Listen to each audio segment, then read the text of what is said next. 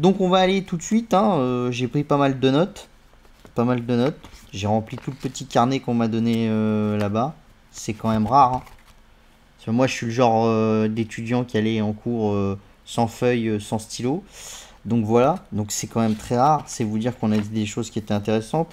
Alors il faut savoir que c'était quand même quelque chose de qualitatif, hein. Il y avait Bruno Le Maire, il y avait Sylvie Goulard qui est à la Banque de France, Christian Estrosi, enfin il y avait quand même beaucoup de choses. Alors il y avait quelques petits trucs vraiment très très écolo, voilà, altermondialiste et tout ça, mais bon, passer ce genre de choses qui sont vraiment, voilà, un bout de certaines de ces conférences avec des gens qui sont dans les extrêmes et il faut aller chercher l'information où elle est. Donc déjà, bon, ce matin, conformément à ce que je vous le dis souvent, pourquoi est-ce que je trouve que la transition écologique, c'est quelque chose de très très important? Parce que c'est le driver du changement de cycle. Pour ceux qui ont lu 1000%, qui sont abonnés à New Tech Insider, vous savez que par exemple, moi je pense que de plus en plus, on va aller dans l'ère du recyclage. Pourquoi? Parce qu'avant, quand vous aviez quelque chose, il fallait extraire la valeur du sol, la mettre dans un produit, puis vous jetiez le produit. Et on faisait encore une extraction. En fait, le problème qu'il y a avec l'extraction, c'est que la courbe de compétences dont je vous parle tant, quand on fait de l'extraction pure dans la nature, la courbe de compétences elle est assez faible. Pourquoi? Parce qu'en fait, vous avez une courbe de compétences sur les technos que vous allez utiliser pour extraire le minerai, mais en contrepartie de cette courbe de compétences, vous allez avoir la terre. Et en fait, plus vous allez extraire, plus l'extraction devient difficile. Plus l'extraction devient difficile, plus c'est cher. D'accord? Donc généralement, il n'y a pas de manque. C'est-à-dire le minerai, il existe sur Terre, le pétrole, il existe sur Terre, le charbon, il existe. Enfin, tout ça, ça existe. Ceux qui vous disent on va tout utiliser, il n'y aura plus rien et machin, c'est des sombres débiles qui n'ont jamais lu quoi que ce soit là-dessus ou qui ont lu les mauvaises personnes. Hein, parce que moi, je me souviens encore, enfin bon, c'était pas une époque où j'étais encore en bourse, mais je me souviens dans les années 2000, vous pouviez lire des grands analystes de banques américaines qui vous disaient qu'en 2050, il n'y aurait plus de pétrole. Allez voir ce que disent les Saoudiens sur leurs réserves de pétrole. Eux, ils pensent en avoir jusqu'au-delà de 2100. Donc bon, c'est vous dire, ce genre de choses, ça évolue. Et il y a des gens qui sont vraiment catastrophistes. Et bon, il faut un minimum raison garder, quoi, hein. Par contre, effectivement, l'avantage de passer dans l'ère du recyclage, c'est que bah, une fois que vous sourcez vos produits, vous avez toujours les mêmes produits sourcés. Vous recréez des produits avec le recyclage et en fait, bah, votre recyclage, il va prendre l'effet d'échelle lui à plein. Parce que le sourcing de produits, c'est beaucoup plus facile que d'aller au fin fond de la terre ou d'aller puiser du pétrole au milieu de l'Arctique. Hein, c'est voilà. Et en fait, si vous réfléchissez, en recyclant vraiment efficacement ce qu'on a, bah, ce qu'on devrait tirer de la terre de nouveau tous les ans, c'est très limité. Vous pouvez trouver certaines études du MIT, de ce genre de choses, qui vous disent qu'en fait, à l'heure actuelle, vu le nombre qu'on est, si on recyclait correctement tout ce qu'on a produit dans le passé et ce qu'on produit actuellement, le besoin en nouveaux matériaux, il serait très très limité et la Terre pourrait nous le donner. C'est-à-dire en fait, il n'y aurait pas de système où à la moitié de l'année, on a utilisé tout ce que la Terre avait produit en fait. Hein, ça serait, on serait même en positif entre guillemets, c'est-à-dire la Terre produirait plus que ce qu'on aurait besoin. Mais pour ça, il faut avoir du recyclage. Le recyclage, pour le moment, ça coûte cher. Voilà. Donc moi, c'est ce que je vous explique parce que je suis quelqu'un d'optimiste. Je pense que l'avenir, ça va plutôt être vers ça. Parce que tous ceux qui vous racontent l'inverse, c'est-à-dire on va se limiter, machiner et tout, bon, ça, je veux bien. Mais ça me paraît quand même un peu compliqué quand on va aller dire à votre voisin qu'il n'a pas le droit de remplir sa piscine ou que vous, qui vouliez partir en moto, voir, je sais pas, vos petits-enfants, bah, vous n'avez pas le droit et qu'il va falloir y aller en train parce que la moto, ça pollue plus que le train. Enfin bon, c'est des choses un peu compliquées. Donc on va y aller tout de suite, hein, parce qu'il y a quand même pas mal de choses. Donc déjà, bon, la première conférence, c'était avec Estrosi et avec Sylvie Goulard. Donc là où elle a dit, bah voilà, de plus en plus, hein, quelque chose qui me fait dire qu'on va pas rentrer dans une phase d'hyperinflation. Hein. Ça, entendez-moi bien, je l'ai dit plusieurs fois. Il y en a beaucoup qui me le reprochent. Mais je pense qu'on ne rentrera pas dans une phase d'hyperinflation. Pourquoi? Parce que les banques centrales acceptent de mettre dans leur mandat le fait qu'il faut jouer l'efficacité énergétique et le changement, parce qu'on n'a pas le choix. et que ce changement, c'est une dépense monétaire excessivement forte. Donc il va falloir mettre dans la machine énormément d'argent. Et en fait, soit vous allez avoir une inflation dingue, c'est-à-dire les gens vont commencer à avoir peur de la monnaie, se dire que ça vaut plus rien et tout, et on va passer à 10%. Enfin, voilà, d'inflation, c'est une possibilité. Moi, je pense que c'est pas ce qui va arriver, qu'il y a d'autres mécanismes, d'autres manières de contrôler maintenant l'économie qui marchent mieux que quand on avait ces problèmes-là il y a 200 ans ou ce genre de choses, d'accord? Mais voilà. Mais que du coup, on va investir énormément. Et que même si on peut dire qu'il y a beaucoup de mécanismes qui vont se mettre en place, comme la taxe carbone et tout, qui sont par essence inflationnistes, les efforts qu'on va faire sur la production, les évolutions qu'on va faire, les gains technologiques qu'on va faire, couplés à cette puissance monétaire qu'on va mettre sur le marché et qu'on va continuer à faire inonder pour pouvoir investir dans cette transition énergétique et passer au prochain niveau, me font dire qu'on est plutôt dans une ordre où je pense qu'on va rester dans une bande d'inflation de très long terme, entre 1 et 2%. Voilà, peut-être un peu plus aux États-Unis parce qu'ils ont tendance à être un peu plus agressifs sur leur manière de gérer les choses, donc ils ont toujours un upside un peu plus fort qu'en Europe, donc peut-être qu'aux États-Unis on sera plutôt sur une bande 2-3, d'accord. Et encore, moi je pense que dans ce long cycle, parce qu'on passe sur un cycle pour faire la transition énergétique qui est encore de 20 ans, hein, je pense qu'on aura des moments du cycle où on aura peut-être une inflation un peu plus haute, et par contre on aura des moments du cycle où on aura une inflation qui tendra vers 0, voire qui sera à 0. Sylvie Goulard, une personne que j'aime très bien, avec qui j'ai discuté un peu, elle nous a expliqué la même chose que d'habitude. L'inflation pour eux, elle est transitoire, elle est quand même due à des mécanismes qui sont en train de combattre, à beaucoup de choses. Alors, elle nous a expliqué que par exemple, une partie du problème de l'inflation, si on regarde le gaz, c'est que les Chinois en ont profité pour passer beaucoup de centrales à charbon en centrales à gaz, que du coup on n'a pas fait de nouveaux projets pendant le Covid, et que du coup forcément les prix ils explosent. Parce que les Chinois qui consommaient du charbon, ils consomment du gaz, et le switch de production chez eux est tellement fort que ça déséquilibre le marché total. C'est pareil sur les containers. Elle nous a expliqué qu'il y avait un énorme problème, c'est que les ports, c'est des choses qui fonctionnent à flux tendu, et quand on n'utilise pas un port dans son flux tendu optimal, bah tout de suite, il peut y avoir un énorme problème. C'est un peu, quand on a discuté tous les deux, elle m'a pris un peu l'exemple du Shinkansen. Enfin, le Shinkansen, ça marche parfaitement, mais si vous avez un tremblement de terre, bah, les gens ont du mal à embarquer dans le Shinkansen et tout, et puis vous commencez à avoir des retards, même au Japon où il n'y a jamais de retard. Bah là, c'est un peu la même chose, et il faut un temps très long pour se réadapter, surtout que les pays asiatiques ont fait le postulat de partir sur du zéro Covid. Donc en fait, le problème, c'est que dès qu'un pays asiatique ferme, c'est-à-dire maintenant vous avez le Vietnam qui est en difficulté, ce genre de choses, bah en fait, tout le trafic maritime mondial, il a un problème. Parce qu'en fait, les bateaux, ils vont d'abord au Vietnam, après ils vont en Chine, ils reviennent, machin, et ils maximisent leur chemin comme ça. Et en fait, le fait de ne plus pouvoir le faire, ou de perdre du temps parce qu'on est bloqué à un port, parce qu'on ne peut pas sortir les denrées, ça pose énormément de problèmes. Il y a aussi un problème, c'est qu'il y a certaines denrées qui sont périssables, donc le fait de ne pas pouvoir les sortir, ça déclenche le fait qu'elles pourrissent, et du coup on est obligé de les renvoyer. Et du coup vous allez consommer 2 fois votre unité pour faire de l'envoi de ressources, entre guillemets. Parce que vous allez envoyer la première ressource une fois, elle arrive, elle est périmée, vous renvoyez la deuxième ressource, vous allez utiliser 2 unités de transport au lieu d'une, pour avoir à peu près la même chose dans l'économie, parce que la première ressource, entre guillemets, vous l'avez perdue, d'accord? Donc il y a tous ces phénomènes-là.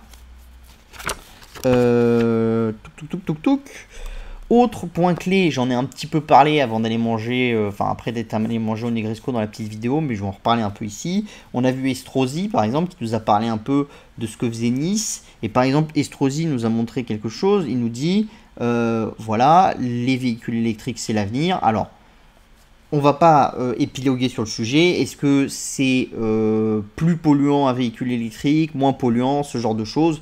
C'est très complexe. Il y a énormément d'enjeux, des enjeux de typologie de recyclage, de typologie de production d'électricité à l'endroit où vous êtes. Enfin, tous ceux qui vous disent le véhicule écologique, le véhicule électrique c'est écologique ou le véhicule électrique c'est la pire chose qu'on ait jamais inventée, les deux sont des gros faux culs parce qu'en fait, ça dépend beaucoup de plein de paramètres externes. Et ça, c'est un truc que je veux souvent que vous compreniez, c'est en économie, on vous montre un petit bout de la lorgnette, on vous fait un focus dessus, on vous dit après, est-ce que c'est bien ou mal? C'est jamais comme ça, c'est toujours très complexe, avec une multitude de choses, et l'économie, c'est un organisme vivant qui s'imbrique avec une multitude de choses, et à l'instant T, vous faites un choix, vous savez qu'il va être mauvais, mais c'est parce que vous pensez qu'il peut entraîner un bon choix à T plus 1, voire T plus quelque chose.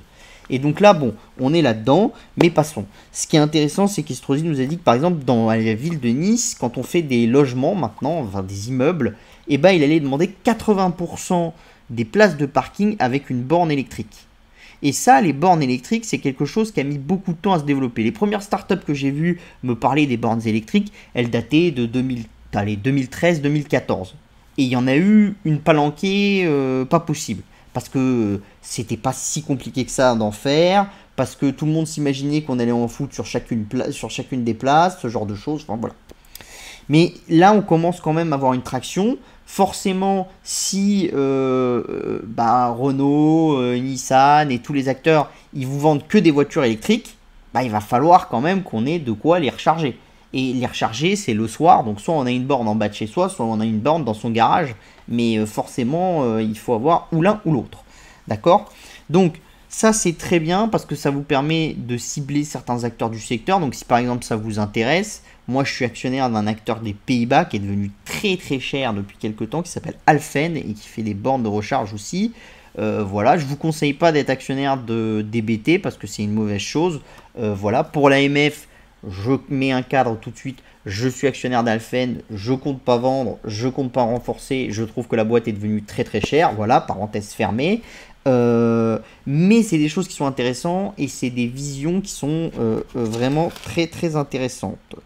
Voilà. Après, on a vu la directrice d'Enedis qui nous a bien expliqué un certain nombre de choses dont je vous parle souvent. C'est que les réseaux électriques maintenant, c'est plus que du réseau, c'est le réseau plus l'intelligence du réseau. C'est-à-dire en fait, avant, on mettait une centrale nucléaire, on faisait une grande ligne, on l'amenait dans la ville, et puis c'était bon, voilà, on avait fait son truc, et puis quand les poteaux est tombés, c'était la merde, et puis c'était tout.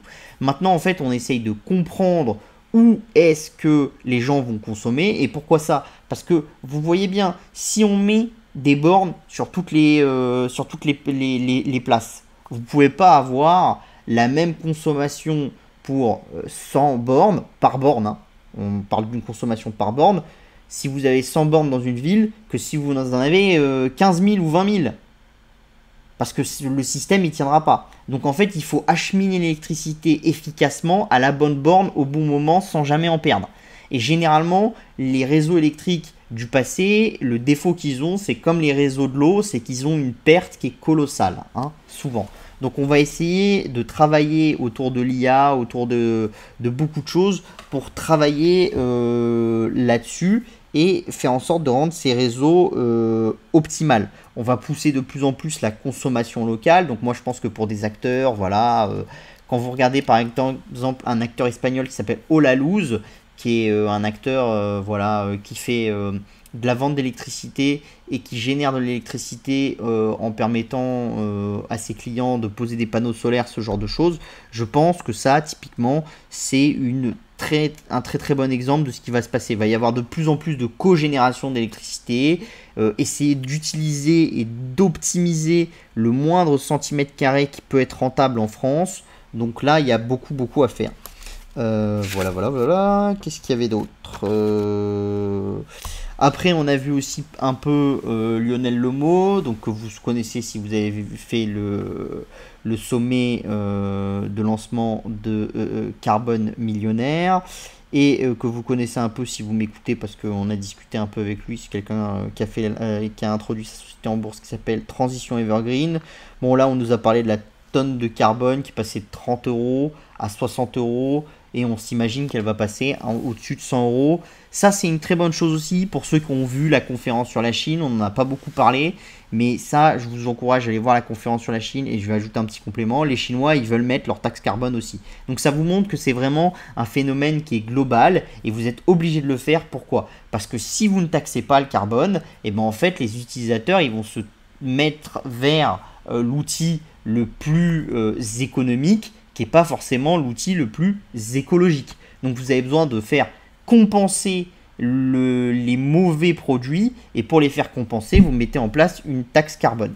Et le fait que les Chinois commencent à le faire, que d'autres pays commencent à le faire, c'est une très bonne chose, parce que moi je pense que si on veut pousser vers l'investissement massif les entreprises ou ce genre de choses, la meilleure des choses à faire, c'est de mettre une taxe carbone que tout le monde est obligé de payer, parce qu'à ce moment-là, le coût de la taxe va augmenter et faire exploser certaines sociétés, et donc il y a beaucoup de sociétés qui vont se dire mais attendez, maintenant il faut que je gère autrement les choses, il faut que je reprenne mes anciens produits. Typiquement, vous êtes dans l'habillement, vous êtes quelqu'un comme Zara, si on disait à Zara le coût carbone de chaque vêtement, il faut que vous le payiez, soit ça se répercute sur la facture du client, soit Zara crée un système où en fait ils vont récupérer efficacement les vêtements en vous donnant des bons d'achat, ce genre de choses.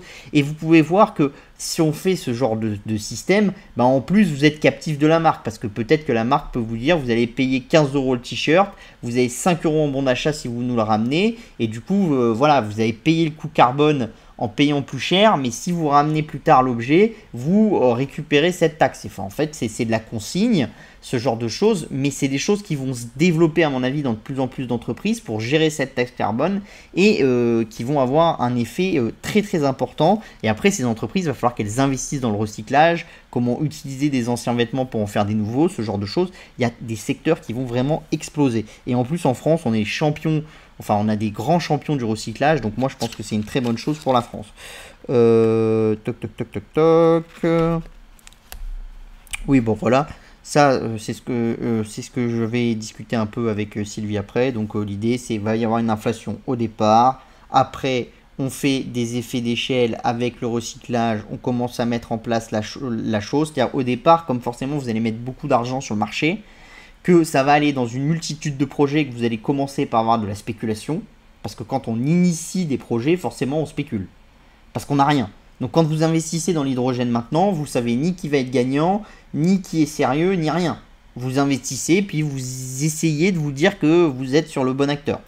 Mais c'est très compliqué. Dès qu'on va passer la première étape avec une sélection et qu'on va être sur des gens qui vont commencer à prouver leur valeur économique et tout, il y aura moins de spéculation, l'inflation redescendra, on repassera dans le cercle où je vous dis le recyclage va commencer à prendre de l'importance et on retournera sur quelque chose qui sera beaucoup plus déflationniste, parce que de toute façon la technologie drive le gain de productivité qui drive du coup la déflation.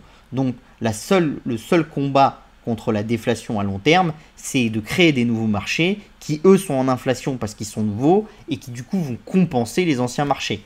Ou de créer de l'inflation factice, augmenter les taxes, ce genre de choses. C'est une manière aussi de créer de l'inflation et de combattre la déflation. Bon, après, je pense que ce n'est pas une manière très, très intéressante. Mais c'est un autre débat. Non, après, autre chose. On a eu Estrosi aussi, et ça, moi, j'ai trouvé ça, c'était très très bien. C'était, Estrosi nous a dit qu'il fallait optimiser, il fallait faire plaisir aux gens, d'accord? Et donc, il nous a donné l'exemple qui, pour moi, est vraiment très très important, parce qu'en plus, c'est un sujet sur lequel j'ai un peu travaillé, qu'au lieu de mettre en place les 30 km/h à Nice, il avait fait marcher une IA qui lui avait dit, si tu supprimes ces 70 feux tricolores là, d'accord, le nombre de minutes que les Niçois vont passer dans les embouteillages va diminuer et ça va compenser carbone comme si tu mettais à 30 km/h. Sauf que là, tu es sûr que ça marche et dans l'autre cas, tu n'es pas sûr.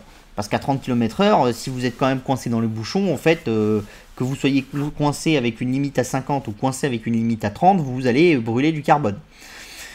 Le problématique de ça, c'est que du coup, ça a mis 2 ans. C'est qu'il faut que tous ces feux soit supprimé et qu'on change le sens de circulation de certaines rues. Donc là, ça vous montre encore une fois l'implication. C'est-à-dire on ne peut pas dire, quand une ville fait ça, ça demande de réfléchir à l'état de la cité globale et ça demande de lancer un travail qui est colossal et qui du coup ne peut être fait que par la machine.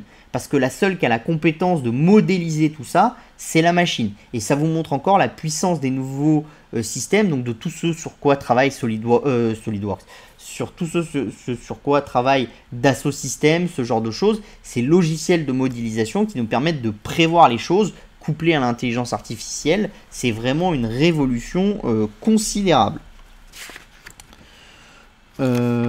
Voilà. Bon, après on va faire un peu de clientélisme, hein. Donc Nice, c'est le plus grand pôle multimodal d'Europe, avec ce qui va se passer à l'aéroport, c'est-à-dire avoir la gare, l'aéroport, la gare de bus et la piste cyclable, enfin au même endroit à la sortie de l'autoroute. Ça c'est parce que je suis niçois, donc je suis content, je paye pas des impôts pour rien, fallait que je le dise. Allez, on passe un peu à autre chose. Un autre truc intéressant qu'a dit Estrosi, et ça vous montre l'impact de la décision locale, hein. Et ça, je veux vraiment que vous le compreniez, parce que trop souvent, les gens me disent « Mais Arthur, le seul qui décide, c'est le gouvernement et tout. » Non, non, localement, vous pouvez bâtir des géants et driver des industries considérables si vous faites les bons choix. Et là, Estrosi, par exemple, il a dit qu'il allait mettre une taxe carbone pour les bateaux qui vont en Corse. Donc comme en fait ça pollue, le port, le machin, ils vont mettre une taxe. Et tout ça, c'est des choses qui sont intéressantes parce qu'il nous a dit tout ce que la taxe va rapporter, il va l'investir pour rendre le port plus propre. Donc ça veut dire que vous créez un flux de revenus qui va être réinvesti. Donc ça veut dire que vous allez avoir beaucoup d'entreprises qui vont driver là-dessus. Dans ce secteur-là, vous avez une entreprise que moi j'aime bien, dont je suis encore une fois actionnaire, donc je le dis, voilà, machin, pour l'AMF, mais je compte pas renforcer ni liquider, c'est vraiment une position que je compte garder très longtemps, peut-être renforcer si j'ai des liquidités, mais c'est pas du tout sûr. C'est une société qui s'appelle EcoSlop, qui fait du recyclage de slop, et ils refont du pétrole avec du pétrole usé. C'est bien, pourquoi? Parce que les bateaux, ça pollue, les slops. Généralement, on a du mal à les traiter, et le fait de bien les traiter efficacement, ça fait économiser du carbone, parce qu'au lieu d'aller puiser du pétrole et d'ouvrir un puits, ce genre de choses, les déperditions que vous avez dans les puits avec du pétrole un peu partout, les pipelines qui fuient et tout, vous produisez localement sur le port, et en plus vous gérez les déchets du port. Donc ça, c'est une société où moi je pense qu'ils vont tirer parti de ça, parce que je pense que jamais on fera le switch de on passe de tout noir et tout pétrole, tout charbon à tout électrique. Forcément, il va y avoir des efforts faits dans le pétrole pour rendre le pétrole plus vert, même si quand je dis ça, mes amis écolos me disent « Mais Arthur, c'est antinomique ce que tu dis ». C'est pas antinomique. C'est des petits efforts qu'on va faire pour que certains acteurs créent des technologies qui vont nous permettre de continuer à utiliser ces sources d'énergie, mais de faire en sorte que ces sources elles soient le moins polluantes possible. Et c'est ça qui est très très important à comprendre, hein. D'accord? Et en même temps, on va créer des tout nouveaux mécanismes, et ces nouveaux mécanismes, ils vont nous faire voir des choses différemment. Donc voilà, donc c'était pour le port de Nice. Voilà.